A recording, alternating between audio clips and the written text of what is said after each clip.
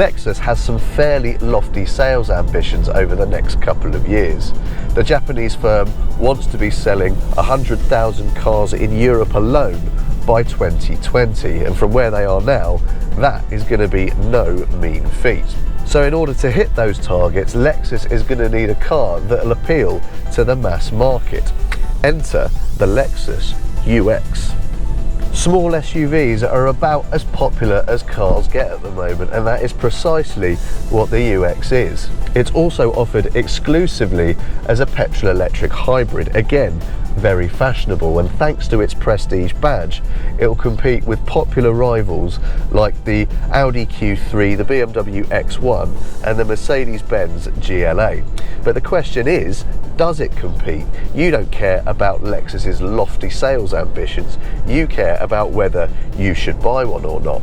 Well, we've come to Barcelona to find out. Have a look at the interior, and anyone who's familiar with Lexus will instantly feel at home. It's got the same rock-solid build quality and high-end materials as the company's bigger saloons and SUVs, so it feels very much the high-end product. Unfortunately, it also has a lot of the same ergonomic issues.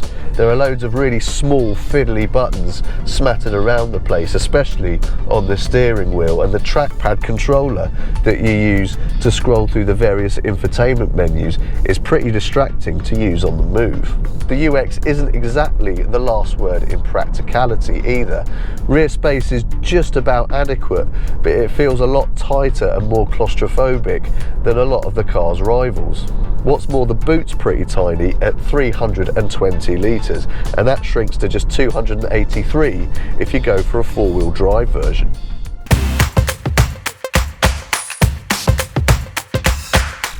Like we said earlier, all UXs are hybrids combining a 2-litre petrol engine with an electric motor to deliver a combined 184 horsepower.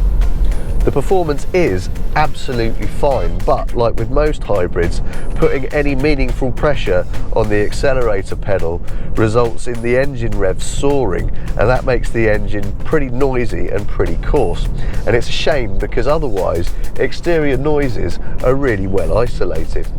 The real benefit of the hybrid system though is that it earns you certain tax benefits when compared with diesel-powered rivals, especially if you're a company car driver, and that stands a very good chance of saving you quite a big lump of cash. Pick the cars at either end of the range, the basic UX or the range-topping Takumi, and you get the same basic suspension setup, and it's pretty impressive, giving you enough compliance to keep life comfortable but enough control to keep the body from lolloping about in the corners. Yeah, it's not a car that likes to be thrown around because of the pronounced weight transfer you feel when changing direction, but it does feel very secure with plenty of grip, and the nicely weighted responsive steering inspires a lot of confidence when you're travelling at speed. For a bit of extra on-road traction, you can also add optional four-wheel drive, which is achieved by adding in another electric motor to power the rear wheels. But if we're honest, day to day, you're probably not going to notice the difference. The mid-range F-Sport version, meanwhile, comes with a revised sport suspension that uses various upgraded parts, but we haven't had a chance to try it out yet. The car we've got here is an F-Sport, but it's fitted with an optional adaptive suspension that allows you to firm things up or soften things off depending on how sporty you're feeling. Whichever mode you pick though, it doesn't feel as smooth or as comfortable as the regular suspension, and when you firm things up, it doesn't result in a massive improvement in the handling. So the UX definitely has its positives, those being its grown-up driving experience, its high-quality cabin, and its compelling financial case. But at the same time, it also has its negatives, like its limited practicality, its noisy engine, and its questionable ergonomics.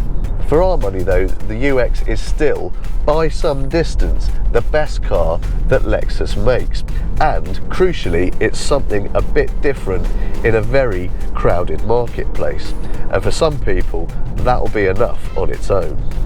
If you like this Autotrader video, then why not subscribe to our YouTube channel so that you never miss another one again. And if you're feeling charitable, then a cheeky little like wouldn't go amiss either.